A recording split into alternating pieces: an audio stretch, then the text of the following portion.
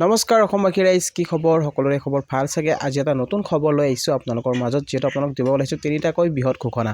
তো তিনিটাকৈ আছে ভাল খবৰ, যিটো মুখ্যমন্ত্ৰী ইতিমধ্যে যিটো ঘোষণা কৰিছে অৰুণোদয় আঁচনিকে ধৰি যিটো PM কিষাণ আৰু লাখপতি বাইদেউ।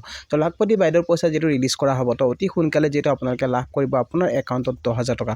তো কোনে কোনে লাভ কৰিব এই লাখপতি বাইদেউ আঁচনিৰ ধন আৰু কোনে কোনে লাভ কৰিব অৰুণোদয় আঁচনি, তো সবিশেষ জানক আজিৰ এই ভিডিঅ'টোত। তো গতিকে ভিডিঅ'টো কোনো স্কিপ নকৰিব, শেষলৈকে চাই থাকিব।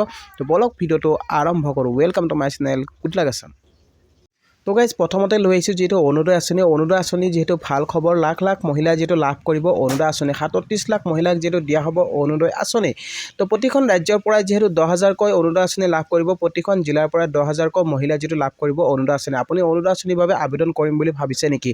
যিহেতু আপোনালোকক যিহেতু সুবিধা কৰি দিয়া হৈছে 15 ডিচেম্বৰৰ পৰা যিহেতু আপোনালোকক যিটো সময়সীমা বান্ধি দিয়া হৈছে 28 ডিচেম্বৰৰ ভিতৰত আপুনি এই কামসমূহ কৰিব লাগিব। মানে কি কৰিব দিয়া হৈছে, আপোনালোকক যিহেতু যোগ্য নিৰ্বাচিত যিটো যোগ্য বিবেচিত কৰা হ'ব, যিসকল যোগ্য হিতাধিকাৰী থাকিব সেই যোগ্য মহিলাসকলে যিটো লাভ কৰিব অৰুণোদয় আঁচনি। কিন্তু তাৰ কাৰণে আপুনি কৰিব লাগিব কি? তো প্ৰথম কথাটো জানি লওক, যোগ্যতাৰ যিটো চৰ্ত ইয়াত দিয়া হৈছে, আপুনি যোগ্যতাৰ চৰ্ত জানিব লাগিব।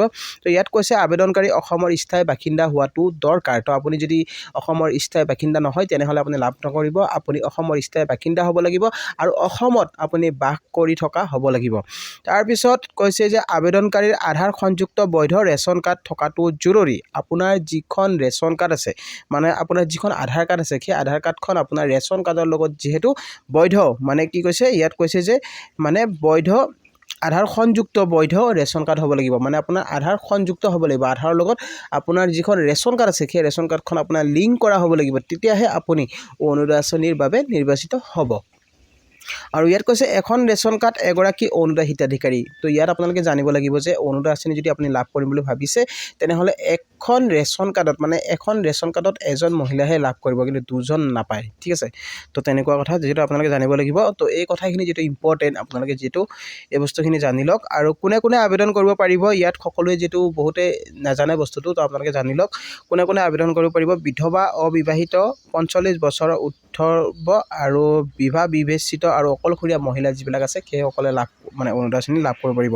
তৃতীয় লিংগৰ লোকসকলে লাভ কৰিব পাৰিব। তাৰপিছত লিংগ নিৰ্বিশেষে দিব্যাংগ ব্যক্তি যিবিলাক আছে, সেই দিব্যাংগ ব্যক্তিসকলে লাভ কৰিব পাৰিব।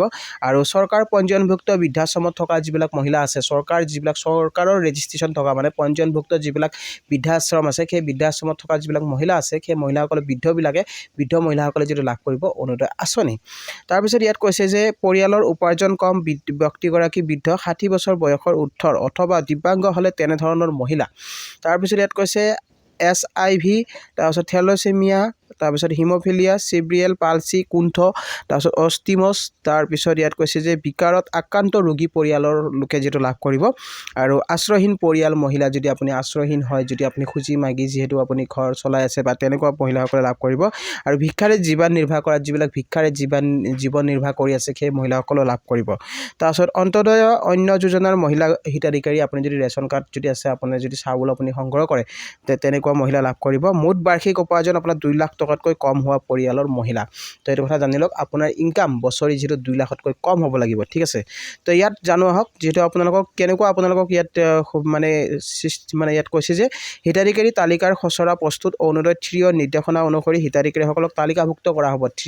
3ত অন্তৰ্ভুক্ত কৰা হ'ব যিবিলাক নতুনকৈ আবেদন কৰিব বিচাৰিছে। ঠিক আছে, সক্ৰিয় অংশগ্ৰহণ, স্থানীয় গাঁও সভাত অংশ লওক। আপোনাক যিটো কৈছে যে আপুনি স্থানীয় যিটো গাঁও সভাত, আপোনাৰ য'ত গাঁও সভা হ'ব তাত আপুনি অংশ ল'ব লাগিব। ঠিক আছে, আৰু বিৱৰণৰ প্ৰমাণীকৰণ, প্ৰকৃত হিতাধিকাৰী নিৰ্বাচনৰ ক্ষেত্ৰত সহায় আগবঢ়াওক। আপোনাৰ বিৱৰণ জনাওক, আপোনাৰ কি আছে, আপোনাৰ আৰ্থিক অৱস্থা কেনেকুৱা, সেই বস্তুবিলাক আপোনালোকে জনাওক আৰু আপুনি সহায় আগবঢ়াওক। তাৰপিছত বাৰ্তা প্ৰচাৰ কৈছে যে সভাখনৰ বিষয়ে আপোনাৰ অঞ্চলত আন ৰাইজকো অৱগত কৰক। আপুনি যদি সেই সভাখনত গৈছে তেনেহ'লে আন মহিলাকো আপুনি জনাওক যে তাত সভা হৈ আছে, বা আপোনালোকে লৈ যাওক সেই মানুহক। ঠিক আছে, যোনে যোগ্য হয়। তো তেনেকুৱা মহিলাসকলক যিটো দিয়া হ'ব অৰুণোদয় আঁচনি। তো আপোনালোকক 15 তাৰিখৰ পৰা 28 তাৰিখলৈকে যিটো সময়সীমা দিয়া হৈছে, এই সময়সীমাৰ ভিতৰত আপোনালোকে যোগাযোগ কৰক আৰু অৰুণোদয় আঁচনি আপোনালোকে লাভ কৰিব পাৰিব তো গাইজ নিশ্চয় বুজি পালে যেহেতু এবাৰ যেটো 37 লাখ মহিলাই যেটো লাভ কৰিব অৰুণোদয় আঁচনি নতুনকৈ আৰু পুৰণি হিতাধিকাৰীসকলেও যেটো আবেদন কৰিব লাগিব বুলি কৈছে তো পুৰণি হিতাধিকাৰীসকলেও যাব লাগিব এই সভাত তো আপোনালোকে নিশ্চয় বুজি পাইছে তো নেক্সট এটা খবৰ দিব বিচাৰিছোঁ যেটো ক'ব খুজিছোঁ লাখপতি বাইদেউসকলৰ বাবে লাখপতি বাইদেউসকলৰ বাবে যেটো ইতিমধ্যে মুখ্যমন্ত্ৰীয়ে যেটো ঘোষণা কৰিছে অতি সোনকালে যেটো আপোনালোকৰ পইচা যেটো মুকলি কৰি দিব হয়তো আপোনালোকে নতুন বছৰতে এই সুবিধা আপোনালোকে অফাৰটো পাব পাৰে নতুন বছৰতে আপোনালোকৰ একাউণ্টত যেটো পইচাটো সোমাই যাব আপোনাৰ যদি সকলো ডকুমেণ্ট যদি ঠিকে আছে আপুনি যেতিয়া ডকুমেণ্ট দিছিলে আপুনি ফটো চটো যদি গোটেই ঠিকে আছে তেতিয়াহ'লে আপোনাৰ ৰিজেক্ট নহয় তো আপুনি লাভ কৰিব 10,000 টকা আৰু আপোনালোক 10,000 টকা যেটো ব্যৱসায় কৰাৰ বাবে দিয়া হ'ব আৰু এই ব্যৱসায়টো আপুনি ভালকৈ যদি কৰে নেক্সট আপোনালোকে আৰু 25,000 টকা যেটো চৰকাৰে আপোনালোকক দিম বুলি কৈছে তো আপোনালোকে নিশ্চয় বুজি পাইছে আৰু যিসকলৰ OTP আহিছে মানে আপোনাৰ ধৰ যদি ৰেজিষ্ট্ৰেশ্যন যদি মেছেজ আহিছে তেনেহ'লে আপুনি চিন্তা কৰাৰ কাৰণ আপোনাৰ মেছেজ অহা যিবিলাক মহিলা আছে